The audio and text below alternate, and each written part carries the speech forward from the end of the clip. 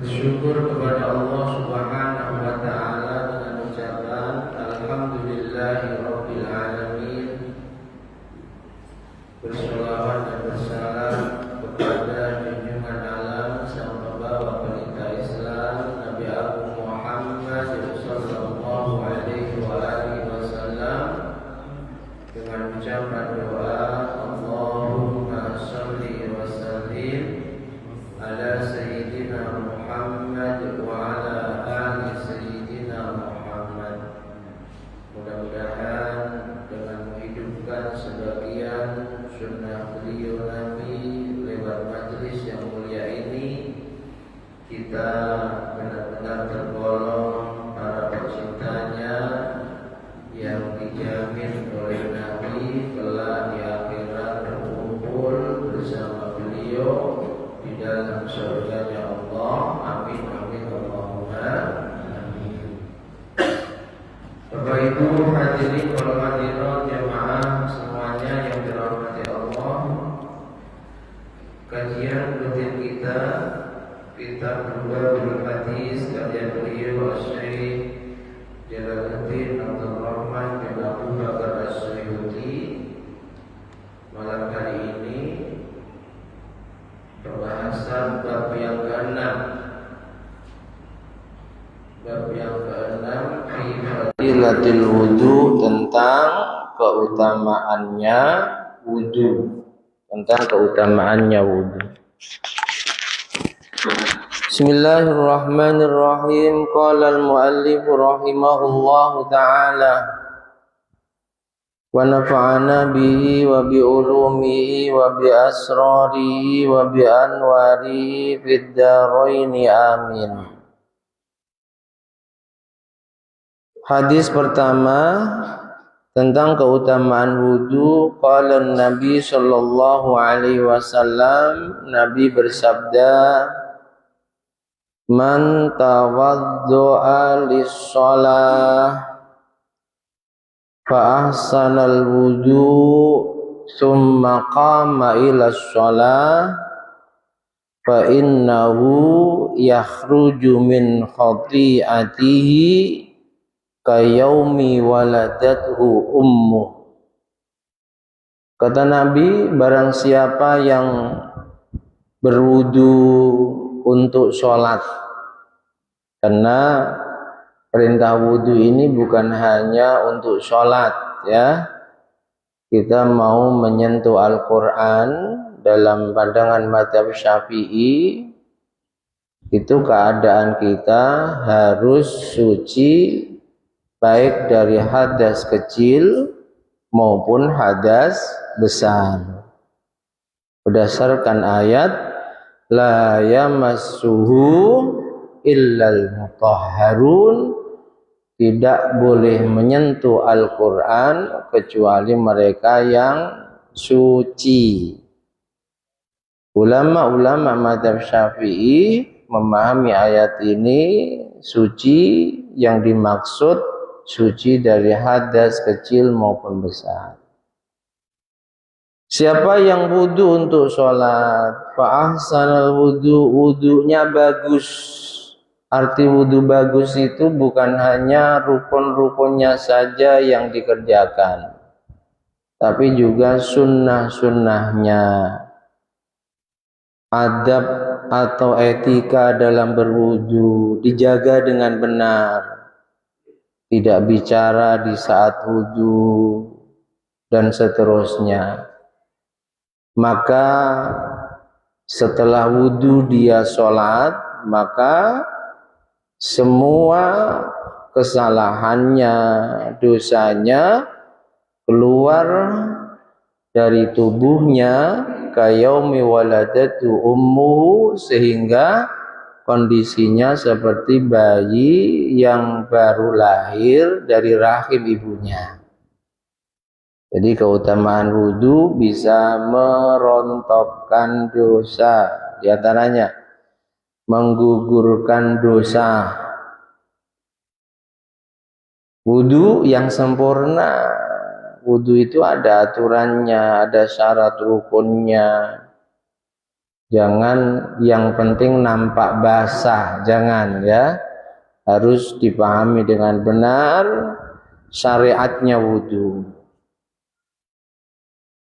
Dalam riwayat yang lain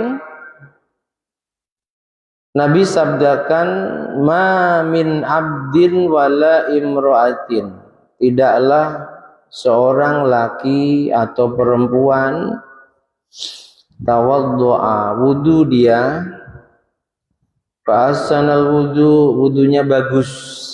Bagus dalam pengertian rukunnya dikerjakan, sunnah-sunnahnya dikerjakan, adab etika dalam berwudu dijaga.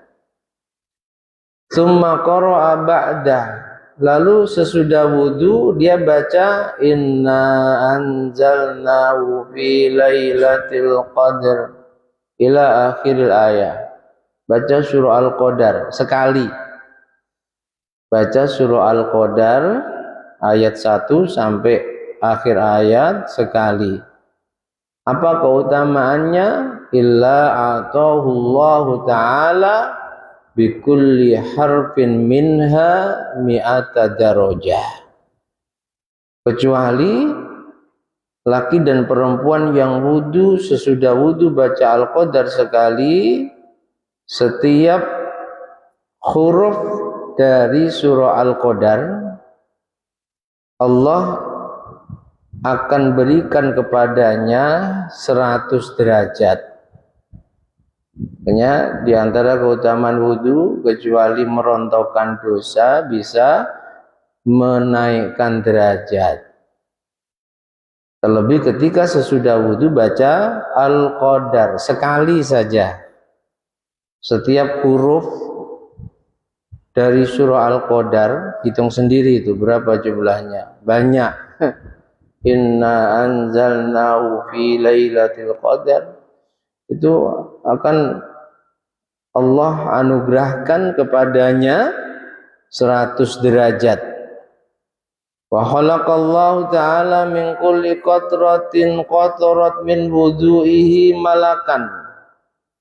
Dan setiap tetes air wudunya yang jatuh ke bumi, pasti banyak tetes. Itu Allah akan jadikan satu malaikat, satu tetes satu malaikat, yastaghfiru lahu ila yaumil qiyamah, yang malaikat itu akan selalu memohonkan ampun atas dosa-dosanya, bukan hanya sekali dua kali, bukan hanya sehari dua hari, bukan hanya sebulan dua bulan, setahun dua tahun, tapi malaikat itu akan selalu istighfar, memohonkan ampun atas dosanya sampai nanti hari kiamat.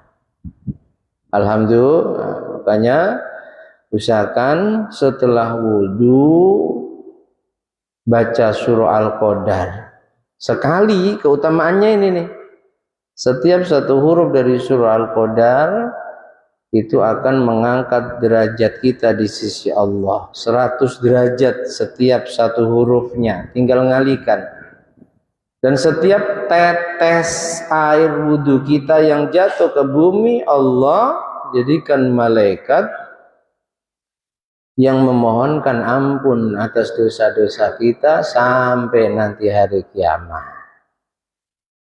Hafal Ustaz, baca nggak apa-apa, nanti akan hafal sendirinya. Jangankan hanya Al-Qadar, Yasin itu saya yakin kalau dites satu persatu nggak hafal, tapi kalau baca bareng-bareng nyambung, betul ya?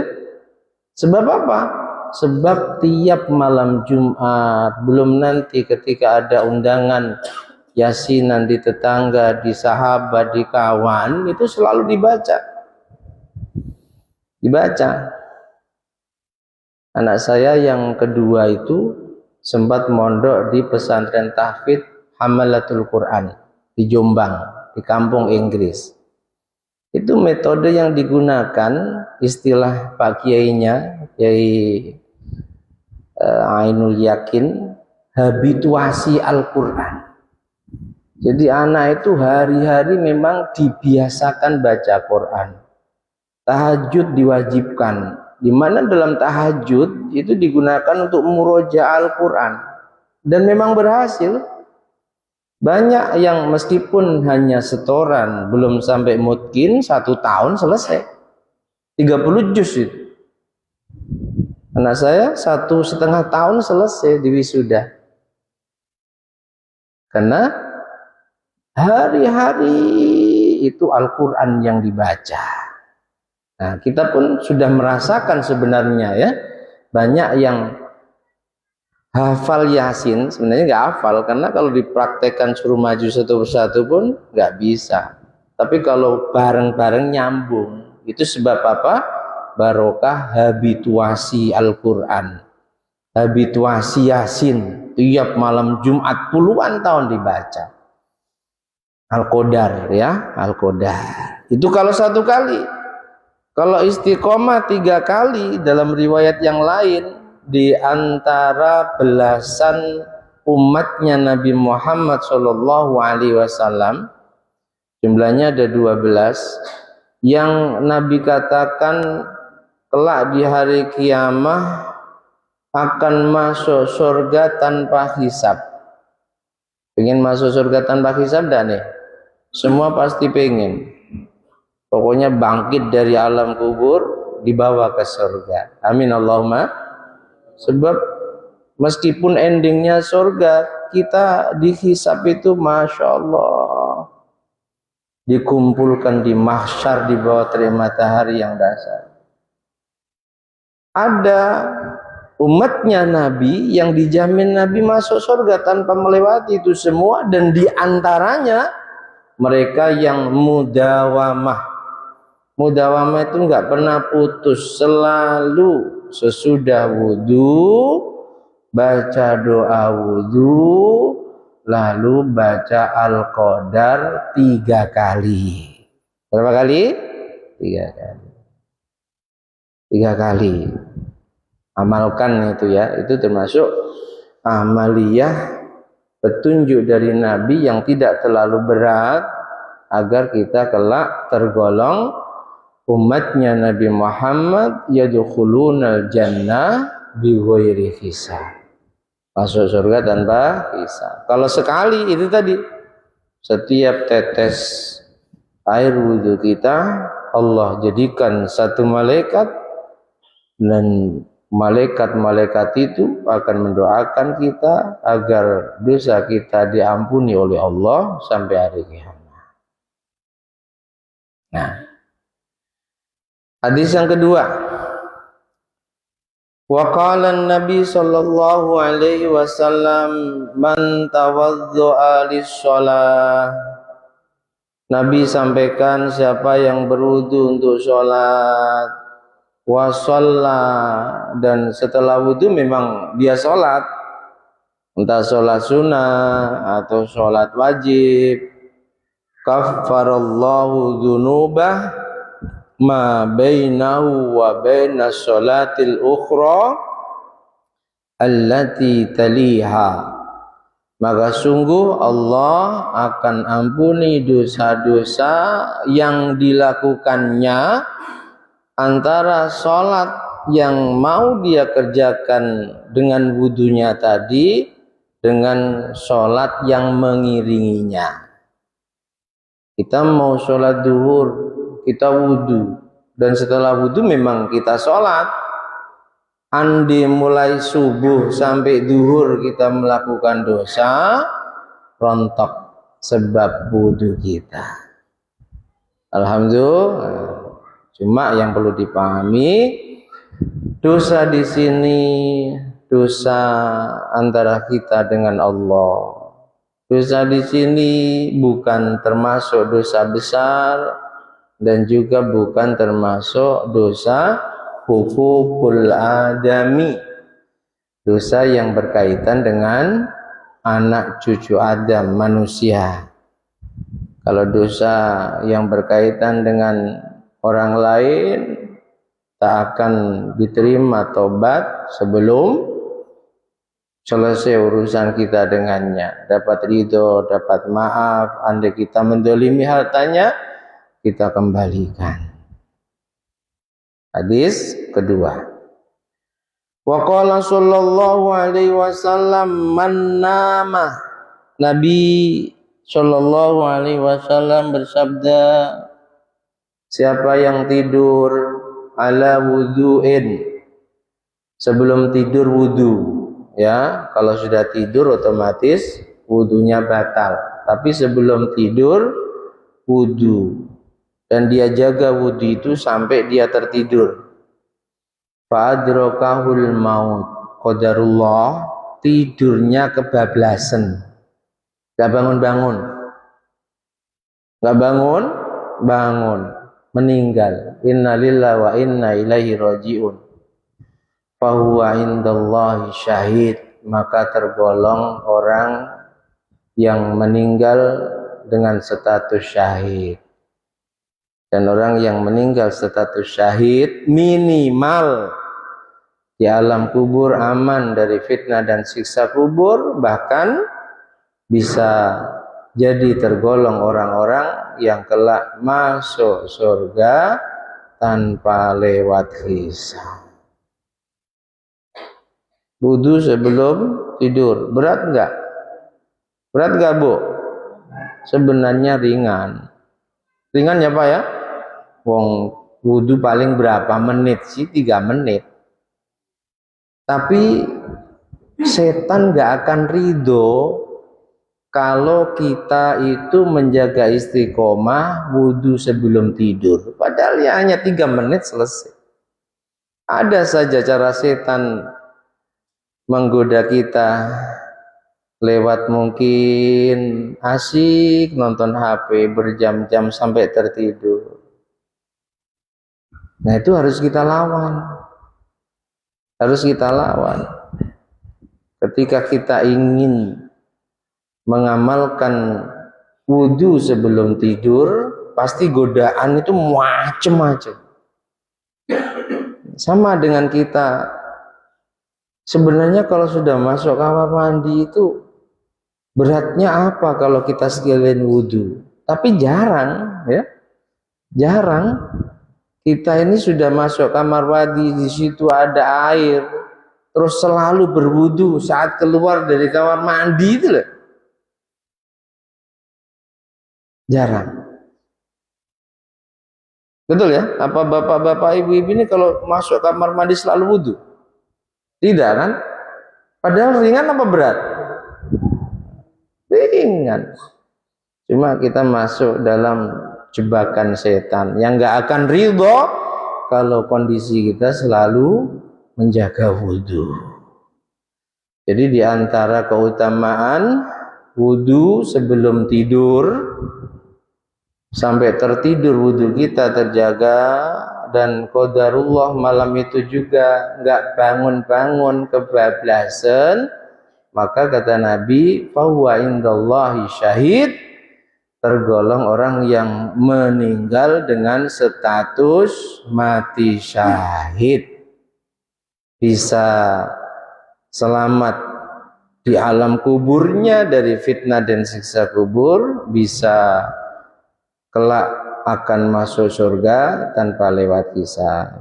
Ya, hanya Nabi itu ngajarin mau wudu, mau tidur wudu, baca doa sebelum tidur, sebagaimana wasiatnya Nabi pada Sayyidah Aisyah, la tanami, Aisyah, kamu jangan pernah tidur sebelum kamu mengamalkan 4 perkara: menghatamkan Quran, surah Ikhlas 3 kali, jangan tinggalkan, membuat semua nabi dan rasul kelak di hari kiamah ridho padamu,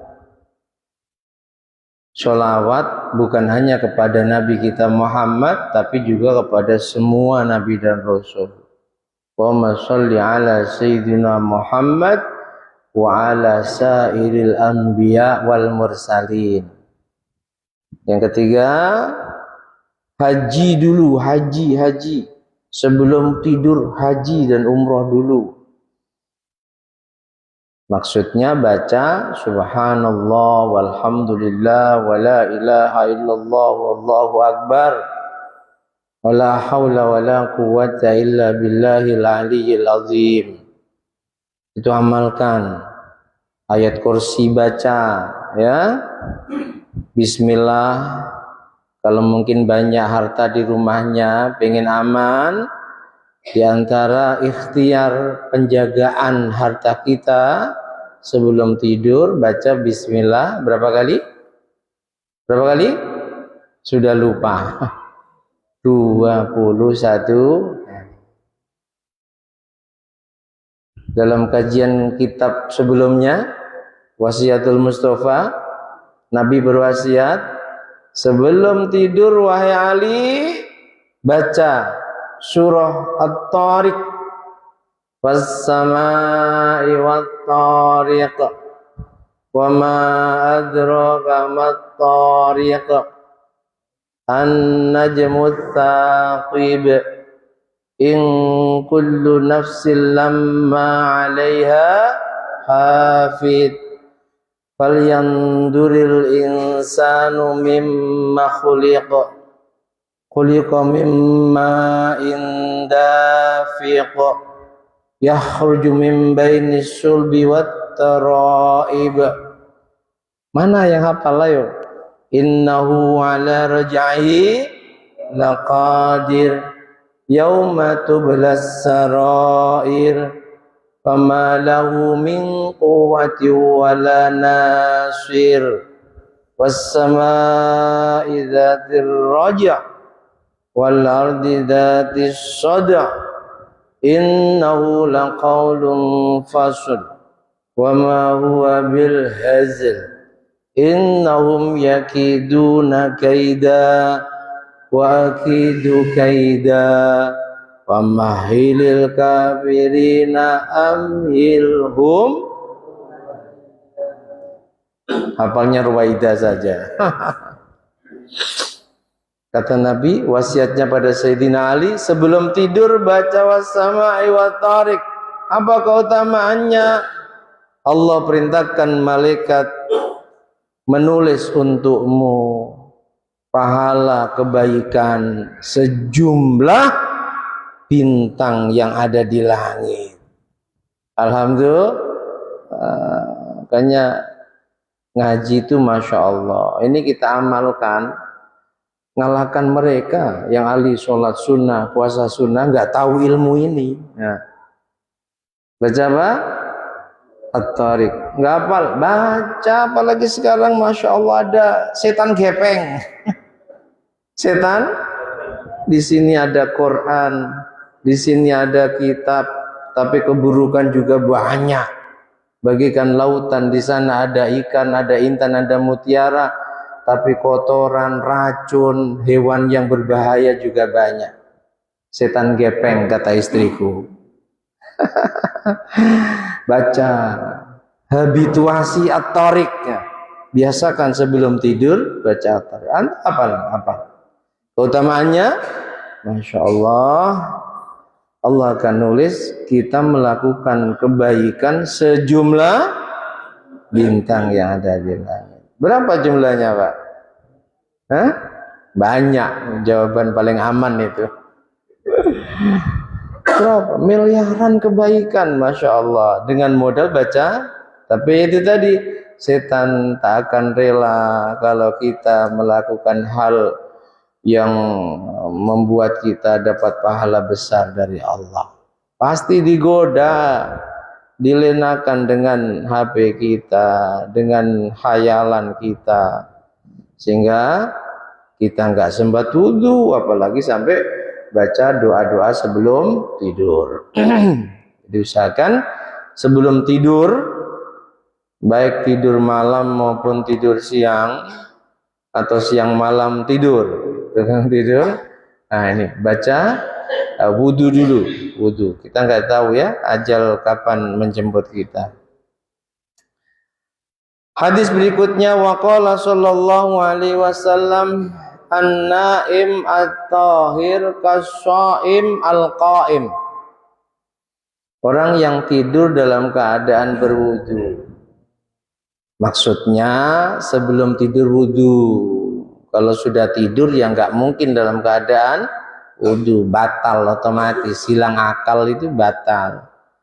Itu sama dengan orang yang puasa malamnya nggak tidur. Siang puasa, malamnya ibadah. Berat itu. Cuma ada amal yang ringan, pahalanya sama dengan orang yang shaimun nahar wa qaimul lail. Siang berpuasa, malam nggak tidur ibadah. Apa itu? Sebelum tidur wudu. Wudu yang benar ya. Wudu yang merasa belum paham tentang tata cara wudu yang benar, jangan malu ngaji tentang wudu.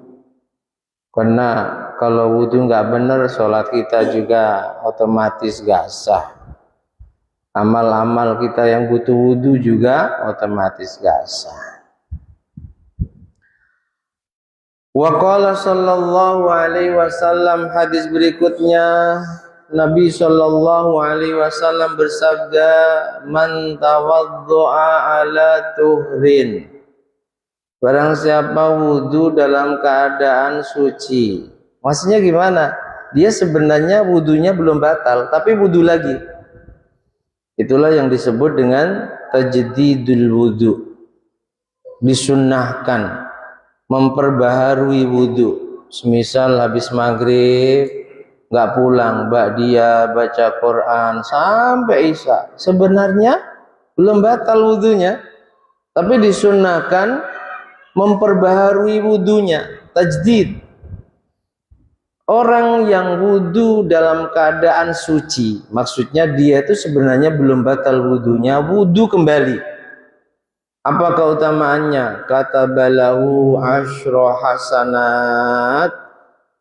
Allah akan tulis untuknya seperti melakukan 10 kebaikan. Modal tajdidul wudu. Kecuali pelebur dosa, pengangkat derajat, menjadi wasilah kita mati syahid. Kalau kita tahu caranya, juga Allah tulis wudu kita yang baru, di mana wudu yang lama belum batal, ini seperti melakukan 10 kebaikan. Wa qala sallallahu alaihi wasallam, la sholata liman la wudu'alah wa la wudu'a liman lam yadhkurismallah alaihi. Nabi katakan tidak ada sholat bagi orang yang tidak berwudu, dan tidak ada wudu bagi orang yang tidak menyebut nama Allah. Ada ulama yang mewajibkan membaca bismillah saat memulai wudunya, tapi mayoritas hanya mensunnahkan. Ini dalil bahwa sholat itu harus dengan wudu. Tidak sah sholat orang yang tidak diawali dengan wudu. Dan juga dalil para ulama yang menghukumi wajib membaca bismillah saat wudu. Kalau umumnya yang wajib itu hanya 4 sebenarnya ya. Wudu itu sebenarnya yang wajib dilakukan hanya 4. Berdasarkan ayat, ya ayyuhalladzina amanu idza qumtum ilas shalah, orang-orang yang beriman, kamu kalau mau sholat, falsilu wujuhakum, basuh wajahmu. 1. Wa aydiyakum milal marafiq, basuh kedua tanganmu sampai siku. 2. Wamsahu biruusikum, usap sebagian rambut kepalamu 3. Wa arjulakum ilal ka'bain, basuh kedua kakimu sampai batas mata kaki. 4. Rukun wudhu hanya 4 ini. Andai kita wudhu yang penting basuh wajah, kedua tangan, ngusap rambut kepala, kedua kaki kita basuh, selesai. Dalam mazhab Hanafi itu rukun wudhu 4. Dalam mazhab Syafi'i 4 yang ada di ayat ini ditambah 2. Apa? 1 niat. Karena wudhu tergolong ibadah mahdhah antara hamba dengan Tuhannya yang muqayyad, dibatasi dengan aturan, harus ada niat. Tahtaju wa taftariku ila niyah, harus ada niat. Ditambah yang kedua, tertib, harus surut. Imam Syafi'i. Imam Hanafi enggak. Pokoknya apa yang ada di ayat tempat itu kerjakan. Enggak harus niat, juga enggak harus surut.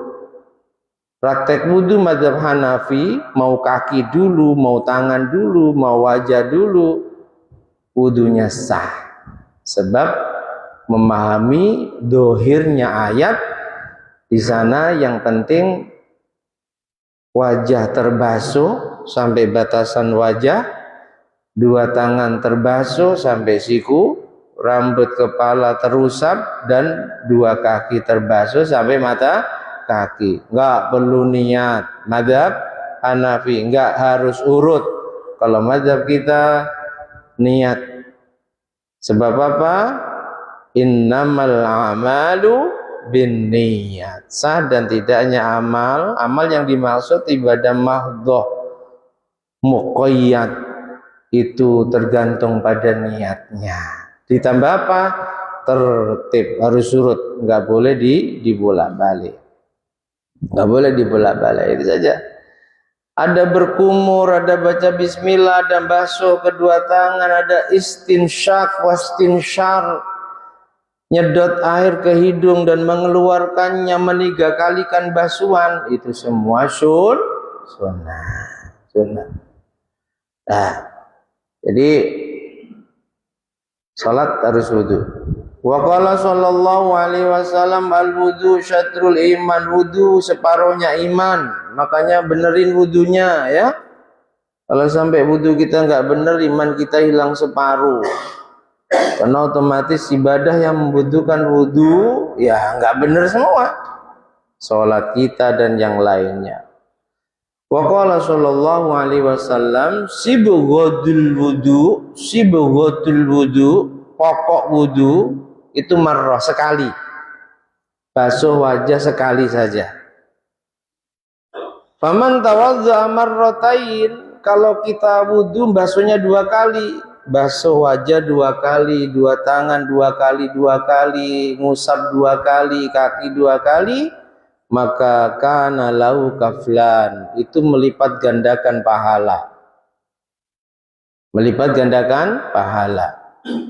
Waman tawaddu'a salasan, orang yang wudunya 3 kali, artinya dalam membasuh anggota wudu 3 kali, kata Nabi, fahuwa wudu'ul anbiya min qabli, itulah wuduku dan wudu para nabi sebelumku. Makanya sunnah, kalau kita darurat apalagi air pas-pasan, cukup sekali saja. Kemarin udah kita praktekkan, sebenarnya wudu dengan air segini itu cukup kalau kita tahu caranya ya. Dan sekali lagi, wudu itu yang wajib sekali, dan yang wajib dibasuh hanya wajah, tangan, diusap rambut kepala, kaki. Ada berkumur sunnah, istinsyar sunnah, telinga sunnah. Cukup ini. Kita taruh di telapak tangan, basuh muka sekali, nawaitul wudu, cukup. Yang kedua, cukup. Lagi kalau kita sedang di dalam Masjid Nabawi, Masjidil Haram batal, terlalu jauh, cukup Zam-Zam dikasih di aqua kecil, cukup ya. Kalau kondisi seperti itu jangan lalu kita berkumur dulu, nyedot hidung dulu, ya nggak cukup airnya. Cukup yang rukun-rukun saja. Nabi Ibrahim itu juga terkenal orang yang selalu menjaga wudhu. Dalam syarahnya ini Syekh Nawawi meriwayatkan, dan kalau berwudhu beliau selalu menigakalikan basuhan.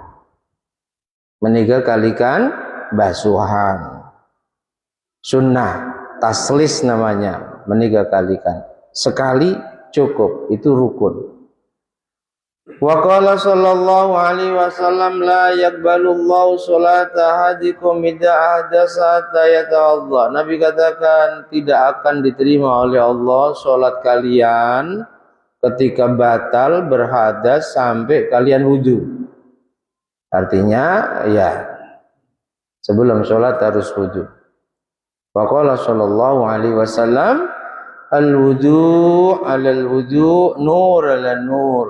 Wudu di atas wudu, artinya kita masih punya wudu, tapi kita memperbaharui wudu kita. Contoh tadi, ya, contoh tadi, maghrib, itikaf, baca Quran sampai isya, belum batal dia.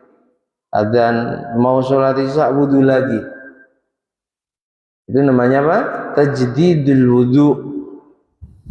Kata Nabi, wudu di atas wudu itu cahaya di atas cahaya. Kelak di hari kiamat, Nabi ditanya sahabat, ya Rasulullah, bagaimana cara engkau mengetahui mana yang umatmu dari sekian miliar manusia di hari kiamat nanti? Nabi jawab, bil ghurril muhajjalin min asaril wudu. Umatku nanti itu punya tanda khusus. Wajahnya bersinar, kedua tangan, kedua kakinya bersinar, sebab dulu digunakan untuk wudhu, bekas wudhunya. Gurron muhajjalin itu maksudnya kalau wudhu jangan pas, lebihkan. Wajah lebihkan, tangan jangan pas siku, lebihkan. Sedikit saja, nggak usah sampai pundak, nggak usah. Kaki juga demikian, lebihkan sampai garis. Garis itu apa Ustadz bahasa Indonesianya? Jangan sampai tulang kering, garis. Gak usah sampai paha, gak usah berlebih, itu namanya israf. Israf itu dilarang, ya, lebihkan. Kenapa? Semakin kita melebihkan basuhan wudhu kita, tapi tidak berlebihan, maka itu akan semakin bersinar wajah dan anggota wudhu kita kelak di hari kiamat, yang dengan itulah Nabi akan mengetahui kita umatnya, dicari, disyafaati. Mudah-mudahan kita bisa ngamalkan ya kajian kita malam hari ini, untuk selalu menjaga wudhu. Berat itu Pak, berat. Dulu kita ya sempat, meskipun nggak sampai bertahun-tahun ya, awal di Lirboyo karena masih madzhab Syafi'i banget itu, pernah satu ketika sebab di bus kita senggolan dengan perempuan, turun. Tapi semakin ngajinya banyak, ya Allah, mestinya dulu itu nggak usah turun, ikut madzhab lain. Ini turun demi ngamalkan riyadhah, menjaga wudhu. Gak boleh batal, minimal 1 tahun. Nah, minimal 1 tahun. Dulu saat santri, sekarang berat-berat kentat. Pembahasan wudhu selesai. Al-babus sabi, bab ke-7 tentang keutamaan siwak. Mudah-mudahan diridhoi Allah, ilmunya manfaat barokah, dan kita dimampukan untuk mengamalkannya. Amin Allahumma. Allahu a'lam bishawab. Al-Fatihah.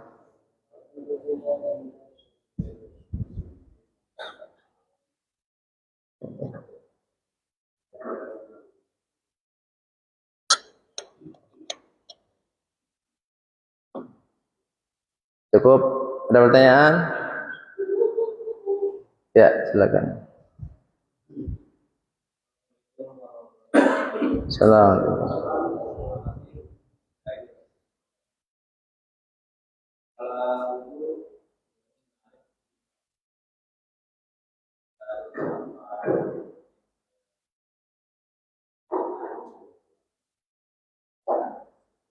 Saya ingin tanyakan beberapa hal mengenai tata cara wudu, apa saja yang membatalkan wudu.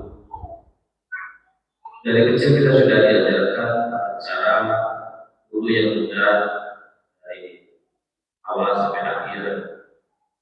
Tadi Kiai sudah menjelaskan apa yang wajib itu membasuh muka, tangan, dan kaki. Ada beberapa yang masuk di rata belakang, dan untuk berkumur dan di hidup sudah ya. Jadi kalau dari kecil kita sudah diajarkan itu tidak masalah yang ketiga ini. Gak masalah, bagus. Ya. Yang kedua, tadi saya melihat ada wudu dengan segelas air. Gelas, cukup. Ya. Nah, ada pertanyaan saya, misalnya itu nggak ada darurat, itu sudah berwudu dengan satu gelas air di tengah perjalanan kita sholat, itu sengaja kita tutup. Ya. Apakah kita ulangi walaupun air sudah tidak ada atau berair? Ya. Perkara yang membatalkan wudu diantaranya ma kharaja min ahadis sabilain, segala sesuatu yang keluar dari salah satu dua jalan, jalan depan, kubul maupun dubur. Meskipun yang keluar itu sesuatu yang nadir, yang langka. Umumnya kalau kencing ya keluarnya air, kencing keluarnya batu, gelodak misal, tetap batal. Umumnya kalau kentut ya angin, yang keluar biji cabai, batal. Paham? Kentut batal. Bersentuhan laki perempuan dalam mazhab Syafi'i yang bukan mahram, laki perempuan bukan mahram tanpa penghalang, batal. Bersentuhan kulit langsung, berarti dengan istri batal enggak? Dengan istri batal enggak? Kok ada yang gedek-gedek? Dengan istri batal enggak? Istri ini mahram atau orang lain? Mahram atau orang lain? Orang lain, kalau mahram enggak boleh dinikah, batal. Tapi kalau dengan mertua, meskipun istri kita sudah kita ceraikan, mantan mertua, nggak batal. Sebab mertua itu termasuk mahram al-mu'abbad, mahram selamanya. Kalau sudah pernah jadi mertua selamanya, itu mahram kita, nggak boleh kita nikah dengannya. Dan karena mahram, kita sentuhan kulit tanpa penghalang nggak batal. Kasus yang ditanyakan, kondisi darurat air pas-pasan wudu pakai satu gelas. Jadi satu gelas itu prakteknya yang dikerjakan yang wajib saja. Kumur nggak usah, karena itu sunnah. Nyedot hidung, mengeluarkan air dari hidung nggak usah. 3 kali kan nggak usah, sekali saja. Nawaitul wudu, dah cukup sekali saja. Kita ratakan, cukup. Yang kiri musab sebagian rambut dalam mazhab Syafi'i, sebagian rambut kepala. Dalam mazhab Malik Hanafi harus keseluruhan. Dalam mazhab Syafi'i yang wajib meskipun hanya satu helai rambut kepala, rambut yang ada di batas kepala. Dalam bab wudu, kepala kita itu terbagi menjadi dua. Yang depan namanya muka, wajah, yang belakang namanya kepala dalam bab wudu. Ya, disunnahkan dalam mazhab Syafi'i meratakan usapan, basahi, ratakan. Yang wajib basah sini, jangan di pinggir sini, apalagi yang rambutnya panjang, khawatir tergolong rambut yang keluar dari batas kepala, nggak sah wudunya. Paling aman di ubun-ubun. Sunnahnya ratakan, basahi, ratakan, bolak-balik, sunnah. Nah, kalau pas kondisi air pas-pasan nggak usah, cukup. Paham? Rambut, wamsahu biru'usikum ae wamsahu ba'do sya'rir ro'si. Ayatnya wamsahu dan usaplah biru'usikum kepala kalian. Tafsirnya yang dimaksud kepala ai ba'do sya'rir ro'si, sebagian rambut kepala, bukan kulitnya, rambut. Paham ya? Jadi anding nggak sampai ke kulit pun nggak masalah, karena yang wajib dibasuh rambut meskipun satu helai dalam mazhab Syafi'i. Sudah wudu jalan kentut, sementara air sudah habis, bagaimana? Ada solusi, tayamum. Tapi tayamum itu ya ada aturannya. Enggak kok tayamum pakai debu yang ada di kursi pesawat, mana ada debunya. Makanya kemarin Ustadz Tiib itu, Ustadz nanti buat video pas dia bimbing umroh, terus saya sudah lihat videonya, memang nggak ada. Lowong pesawat itu AC kok, digerayangi yo nggak ada debunya, itu nggak ada. Sementara yang namanya tayamum itu menghilangkan hadas menggunakan debu dari tanah, kecuali kalau pesawatnya itu memang entah ada badai kotor banyak debu nggak masalah. Tapi kalau nggak ada, kita udah berkali-kali naik pesawat, gerayangi mana ada debu, bersih kok. Tayamum pakai debu yang ada di jok pesawat. Tayamum itu bersuci pakai debu yang ada di tanah, kecuali kalau kita sebelum naik pesawat sudah kita siapkan debunya, nggak masalah tuh, kita bawa debu. Nanti saat masuk waktu sholat, nah kita tayamum yang benar. Tayamum itu kan hanya 2 tepukan saja, puk wajah, selesai, puk tangan kanan kiri, selesai. Bukan kok tayamum itu lalu berkumur pakai debu, enggak. Tayamum itu 2 tepukan saja, menggantikan wudhu maupun mandi. Kalau mandi terus gulung-gulung di debu, yo enggak cukup. Puk, selesai, puk, dah selesai, dah selesai. Untuk sholat dan seterusnya, paham ya? Tayamum solusinya. Tapi kalau masih ada air yang tersisa, pakai air. Tayamum itu ada syaratnya, bukan kok terus sedikit-sedikit tayamum. Selama masih ada air, maka kita nggak boleh tayamum.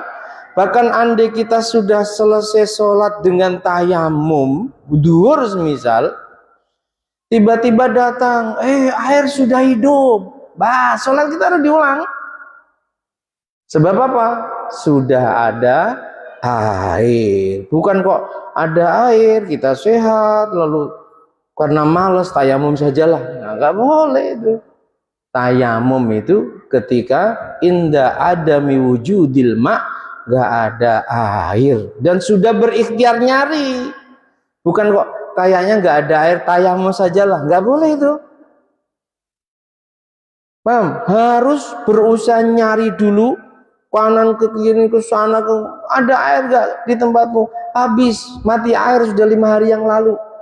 Tanya tetangganya, baru tayamum. Nggak boleh terus kayaknya nggak ada air itu, nggak boleh ya. Jadi tetap harus wudhu lagi, sebab wudhu kita sudah batal karena kentut. Di Batam hati-hati ya, makanya aliran ini macem-macem. Ada aliran, ada katanya sih toreko, dan itu kita sudah panggil mantan pengikut toreko tersebut, ingin mendengarkan kesaksian mereka. Kami dari MUI waktu itu yang hadir Lukman Rifai selaku ketua umum, Kiai Syukri Ilyas, ya, sesudah taraweh dipanggil beberapa orang mantan pengikut toreko tersebut, dan kita ingin minta kesaksian. Dan di antara ajarannya mereka ngaku, Pak, guru kami itu menerangkan kalau kita habis wudhu, sholat, setelah itu batal, nggak perlu wudhu lagi, sholat saja langsung. Bahaya itu. Bahkan kesaksian mereka nanti pada saatnya kita sudah sampai di kelas ini, itu kita akan diajarin bisa melihat Tuhan. Oh, macam-macam. Itu masih dalam kajian ya. Tapi kalau memang kok seperti itu ajarannya, ya jelas tergolong aliran yang menyimpang. Masuk 10 kriteria Majelis Ulama Indonesia, aliran yang nyimpang, tak boleh kita ikuti. Tak boleh kita iming-imingnya, kamu kalau masuk toreko ini cepat kaya, itu masalahnya. Tapi kenyataannya yang ikut bertahun-tahun, puluhan tahun, akhirnya keluar pun ya nggak kaya-kaya. Jadi kalau sudah kentut, batal. Paham ya? Kalau sudah kentut otomatis batal. Kalau masih ada air, pakai air. Kalau nggak ada, baru pakai debu, namanya tayam. Saya kira cukup ya. Al-Fatihah.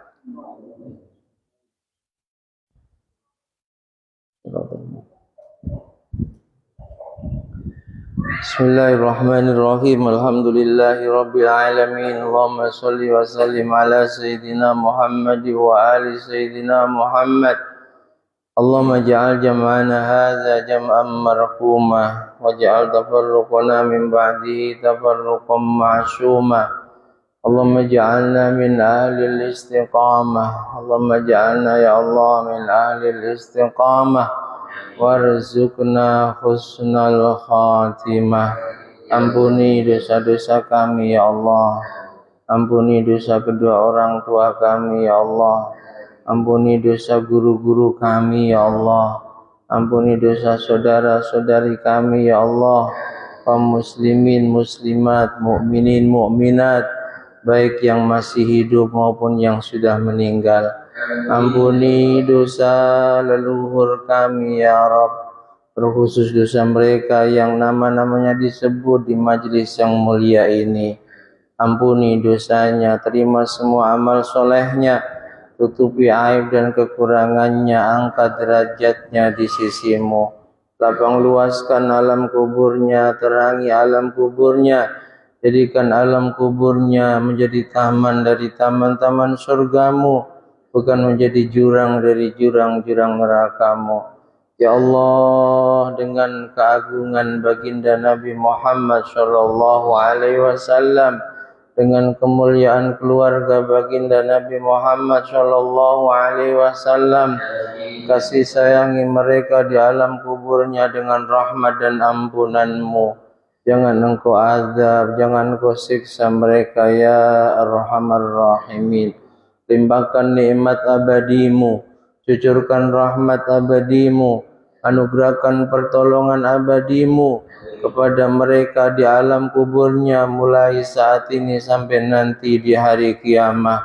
Ya ayyatuhan nafsul mutmainnah, irji'i ila rabbiki radiyatan mardiyah, wadkhuli fi ibadi wadkhuli jannati.